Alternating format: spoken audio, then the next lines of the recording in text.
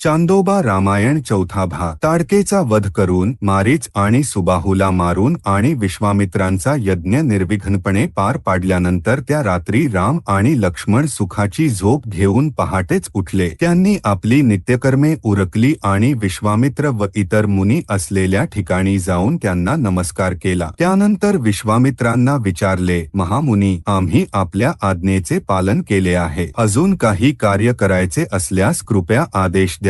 तेव्हा मुनींनी रामलक्ष्मणांना सांगितले, मिथिला नगरीचे शासक महाराज जनक एक मोठा यज्ञ करणार आहे. आम्ही सर्वजण तिथेच जात आहोत. पूर्वी महाराज जनकांनी एक यज्ञ केला होता आणि त्याचे फळ म्हणून त्यांना देवांकडून एक अद्भुत धनुष्य मिळाले होते. ते देदीप्यमान धनुष्य महाराजांनी आपल्या घरात ठेवले असून ते रोज सुगंधी धूपदीपांनी त्याची पूजा करतात. त्या धनुष्याला देव किंवा राक्षस देखील प्रत्यंचा चढवू शकत नाही. मग मानवांची काय कथा. महाबलशाली राजे आणि राजपुत्रांनी खूप प्रयत्न केले पण कोणालाही ते वाकवता आले नाही. तुम्ही सुद्धा आमच्या सोबत आला तर महाराज जनकांचा यज्ञ आणि ते अद्भुत धनुष्य पाहू शकाल. त्याच वेळी प्रवासाची तयारी सुरू झाली. विश्वामित्रांनी वनरक्षकांना सांगितले, मी इतर सर्व मुनींना सोबत घेऊन गंगा नदीच्या उत्तरेला हिमालयाकडे जात आहे. असे सांगून त्यांनी सिद्धाश्रमाला प्रदक्षिणा घातली आणि ते परत आले. त्यानंतर सर्व मुनी रामलक्ष्मणांसह उत्तरेच्या दिशेने निघाले. त्यांच्या मागे शेकडो गाड्यांवर समिधा, पाश आणि इतर अग्निहोत्राचे साहित्य चालले होते. दिवसभर बराच प्रवास केल्यानंतर सूर्यास्ताच्या वेळी ते शोण नदीच्या तीरावर पोहोचले. तिथे सर्वांनी स्नानसंध्या उरकल्यानंतर रामलक्ष्मण विश्वामित्रांसमोर बसले आणि विचारले, स्वामी, सुंदरवने असलेला हा देश कोणता? याचा इतिहास काय आहे? त्या प्रश्नाला उत्तर देताना विश्वामित्रांनी त्या देशाबद्दल आणि आपल्या वंशाबद्दल असे सांगितले. पूर्वी ब्रह्मदेवाचा पुत्र कुश नावाचा एक महान तपस्वी होता. त्याने वैदर्भी नावाच्या राजकुमारीशी विवाह केला आणि तिला 4 पुत्र झाले. कुशांब, कुशनाभ, अधूर्तर्स आणि वसु. क्षत्रिय धर्माची वृद्धी व्हावी या इच्छेने त्यांनी आपल्या 4ही मुलांना पृथ्वी वाटून देऊन न्यायरीतीने प्रजापालन करण्याची आज्ञा दिली. त्यांनीही त्याचप्रमाणे 4 मोठ्या नगरांना आपल्या राजधान्या बनवून राज्य केले. कुशामाची राजधानी कौशांबी होती. कुशनाभाच्या राजधानीचे नाव महोदय होते. अधूर्तर्जसने धर्मारण्य नगराला आपली राजधानी बनवले तर वसूने गिरिवरज राजधानी करून राज्य केले. आपण सध्या आहोत तो प्रदेश त्यानेच शासित केलेला आहे. या देशाच्या भोवती 5 सुंदर पर्वत आहे. ही शोण नदी त्याच पर्वतांमधून उगम पावून या प्रदेशाला सुपीक आणि सस्यश्यामला करते. ही पूर्वेला उगम पावून पश्चिमेकडे वाहणारी नदी आहे. मी सांगितले होते की कुशच्या पुत्रांमध्ये कुशनाभ नावाचा एक होता. त्याला गीताची नावाची पत्नी होती. त्या दोघांना 100 मुली झाल्या ज्या अत्यंत सुंदर होत्या. एके दिवशी त्या 100 कन्या वनात आनंदाने गातनाचत विहार करत असताना वायुदेवाने त्यांना पाहिले आणि तो त्यांच्यावर मोहित झाला. त्याने त्यांच्याकडे विवाहाची मागणी घातली आणि सांगितले की जर त्यांनी लग्न केले तर तो त्यांना वृद्धत्व आणि मृत्यू नसलेले देव बनवेल. पण त्या कन्यांनी त्याला नाकारले. त्यामुळे वायुदेवाला राग आला आणि त्याने त्या सर्वांना कुबड्या बनवून टाकले. तेव्हा त्या कन्या रडत आपल्या वडिलांकडे गेल्या आणि त्यांनी घडलेला सर्व प्रकार सांगितला. आपल्या मुलींनी दाखवलेली एकजूट आणि वंशाचा अभिमान पाहून कुशनाभ खूप आनंदी झाले. त्यांना अधिक काळ अविवाहित ठेवणे सुरक्षित नाही असे वाटून त्यांनी कांपिल्य नगराचा राजा ब्रह्मदत्त याला आपल्या सर्व मुली देऊन त्यांचे लग्न लावून दिले. ब्रह्मदत्ताच्या स्पर्शाने त्या सर्वांचे कुबडे पण नाहीसे झाले. मुलींची लग्ने लावल्यानंतर कुशनाभाने पुत्राच्या इच्छेने पुत्रकामेष्टी यज्ञ केला. त्यांना गाधी नावाचा धर्मात्मा पुत्र झाला. त्या गाधी राजाचा पुत्र मीच आहे. मला सत्यवती नावाची एक मोठी बहीण होती. तिचे लग्न रुचिकाशी लावून दिले होते. ती महान पतिव्रता होती. आम्ही कुशिक वंशाचे असल्यामुळे आम्हाला कौशिक असेही म्हणतात. माझ्या बहिणीच्या नावाने कौशिकी नदी निर्माण झाली. बहिणीवरील प्रेमापोटी मी हिमालयाच्या परिसरात कौशिकी नदीच्या काठीच राहतो. परंतु यज्ञासाठी मी सिद्धाश्रमात आलो होतो. आपल्या गप्पांमध्ये अर्धी रात्र उलटून गेली आहे. रामा, आता तुम्ही दोघे झोपा. प्रवासाच्या थकव्यामुळे रामलक्ष्मण त्या रात्री गाढ झोपले आणि सकाळी विश्वामित्रांनी उठवेपर्यंत ते जागे झाले नाही. त्यानंतर त्यांनी नित्यकर्मे उरकली आणि शोण नदी एका घाटावरून पार केली. ती नदी फार खोल नव्हती आणि वाळूच्या टेकड्यांमुळे खूप सुंदर दिसत होती. नदी पार करून त्यांनी पुन्हा चालणे सुरू केले आणि दुपारच्या वेळी ते गंगा तीरावर पोहोचले. पवित्र गंगा पाहताच सर्वांना अतीव आनंद झाला. तिथे त्यांनी स्नान करून देवतर्पण आणि पितृतर्पण केले, हवन केले आणि भोजन उरकून गंगा तीरावर विश्वामित्रांच्या भोवती बसले. तेव्हा महर्षींनी सर्वांना गंगेचा वृत्तांत सांगितला. पर्वतराज हिमवानाला गंगा आणि उमा अशा 2 मुली होत्या. त्यापैकी मोठी मुलगी असलेल्या गंगेला देवांनी पर्वतराजाला विनंती करून स्वर्गात नेले. उमेचे लग्न भगवान शंकराशी झाले. कालांतराने सगर चक्रवर्तीचा पणतू भगीरथ याने अत्यंत प्रयासाने गंगेला स्वर्गातून पृथ्वीवर आणले आणि पृथ्वीवरून पाताळातही नेले. विश्वामित्रांनी रामलक्ष्मणांना गंगावतरणाची कथा आणि कुमारस्वामींच्या कार्तिकेय जन्माचा वृत्तांत सविस्तर सांगितला. ती रात्र त्या सर्वांनी गंगेच्या दक्षिण तीरावर घालवली आणि दुसऱ्या दिवशी पहाटे दर्भाची आसने असलेल्या नावातून ते उत्तर तीरावर पोहोचले. तिथे त्यांना विशाला नगरी दिसली. ते नगर बराच वेळ पाहिल्यानंतर रामाने विश्वामित्रांना विचारले, महामुनी, या नगरावर कोणत्या वंशाचे राजे राज्य करत आहे? त्यांची कथा काय आहे? या प्रश्नाला उत्तर देताना विश्वामित्रांनी देवदानवांचे समुद्रमंथन, त्यातून निघालेले हलाहल विष शिवशंकरांनी प्राशन करणे, अमृताच्या प्राप्तीसाठी देवदानवांचे युद्ध आणि विष्णूंनी मोहिनी रूप धारण करून अमृत मिळवून आपल्या विरोधकांचा नाश करणे व शरणागतांचे रक्षण करणे या सर्व गोष्टी सांगितल्या आणि पुढे म्हणाले, आपले सर्व पुत्र इंद्राच्या हातून मारले गेल्यावर दिती आपला पती कश्यप यांच्याकडे गेली आणि तिने इंद्राला मारू शकेल असा पुत्र व्हावा असा वर मागितला. कश्यपांनी दितीला वर दिला, जर तू 1000 वर्षे निष्ठेने आणि पावित्र्य राखून तपस्या केलीस तर तुला इंद्राला मारणारा आणि त्रिलोकांवर राज्य करणारा पुत्र प्राप्त होईल. दितीने आनंदाने कुशप्लवन नावाच्या ठिकाणी कठोर तपश्चर्या सुरू केली. इंद्र तिच्याकडे आला आणि अत्यंत भक्तीने तिची सेवा करू लागला. तो पाणी, समिधा, दर्भ आणि कंदमुळे आणून देऊ लागला. 990 वर्षे उलटली. अजून 10 वर्षे पूर्ण झाली असती तर दितीच्या गर्भातून इंद्राला मारणारा पुत्र जन्माला आला असता. एके दिवशी दुपारी दितीने ही गोष्ट इंद्राला सांगितली आणि म्हणाली, पुत्रा, तू माझी खूप सेवा करत आहेस, त्यामुळे माझा जो मुलगा होईल तो तुझ्याशी मित्रत्वाच्या नात्याने राहील याची मी काळजी घेईन. असे म्हणता म्हणता तिने पाय ठेवायच्या जागी डोके ठेवले आणि ती झोपली. अशा प्रकारे तिचे पावित्र्य भंग पावले. याच संधीची वाट पाहत असलेल्या इंद्राने ताबडतोब तिच्या गर्भात प्रवेश केला आणि गर्भातील पिंडाचे आपल्या वज्रायुधाने 7 तुकडे केले. तेच देवांसमान असलेले सप्तमरुत झाले. रामा, ज्यावेळी दिती तपस्या करत होती तेव्हा इंद्राने याच ठिकाणी तिची सेवा केली होती. त्यानंतर इक्ष्वाकू महाराजांना विशाल नावाचा पुत्र झाला. त्यानेच हे महानगर वसवले, म्हणून याला विशाला नगरी असे नाव पडले. आता या नगरावर त्यांच्याच वंशातील सुमती नावाचा राजा राज्य करत आहे, असे विश्वामित्र रामाला म्हणाले. दरम्यान सुमतीलाही विश्वामित्रांच्या आगमनाची वार्ता समजली आणि तो आपले नातेवाईक, मंत्री व पुरोहितांसह स्वागतासाठी आला. विश्वामित्रांनी रामलक्ष्मणांची ओळख सुमतीशी करून दिली. त्या रात्री ते सर्वजण सुमतीचे अतिथी म्हणून राहिले आणि सकाळी मिथिला नगरीकडे निघाले. मिथिलेजवळ पोहोचत असताना वाटेत त्यांना एक पडलेला आश्रम दिसला. तो आश्रम सुंदर असूनही तिथे मानवी वावर नसल्याचे कारण रामाने विचारले. विश्वामित्र म्हणाले, मुला, पूर्वी या आश्रमात गौतम महामुनी आपली पत्नी अहल्या हिच्यासह अनुपम तपस्या करत होते. त्यांचा राग अनावर करून त्यांची तपोशक्ती नष्ट करण्याच्या उद्देशाने गौतम ऋषी स्नानासाठी नदीवर गेले असताना इंद्र त्यांचे रूप धारण करून अहलेकडे आला. अहलेने त्याची इच्छा पूर्ण केली. गौतमांना ओल्या वस्त्रात इंद्र समोर दिसला आणि सर्व प्रकार लक्षात आल्यावर त्यांनी इंद्राला शाप दिला आणि आश्रमात येऊन आपल्या पत्नीलाही शाप दिला. त्या शापामुळे ती केवळ वायूचे भक्षण करून कोणालाही दिसता या आश्रमात तपोसमाधीत राहिली आहे. तुला पाहताच तिला शापमुक्तता मिळेल असा आशीर्वाद गौतमांनी दिला होता. म्हणून आपण या आश्रमात प्रवेश करूया आणि त्या अहलेला पुन्हा सर्वांना दृश्यमान करूया. ते आत गेले असता रामाला सूर्याच्या तेजाप्रमाणे चमकणारी आणि मोहिनी देवतेप्रमाणे सुंदर असलेली अहल्या दिसली. तिने रामाला पाहताच इतर लोकही तिला पाहू शकले. रामलक्ष्मणांनी वाकून तिचे पाय धरून नमस्कार केला. आपल्या पतीचे शब्द आठवून अहलेने रामलक्ष्मणांना अर्घ्यपाद्य दिले. त्याच वेळी गौतम ऋषीही परतले. विश्वामित्र तिथून निघाले आणि रामलक्ष्मणांना घेऊन मिथिला नगरीत प्रवेश केला. चांदोबा रामायण चौथा भाग संपूर्ण. सध्या स्वस्ती.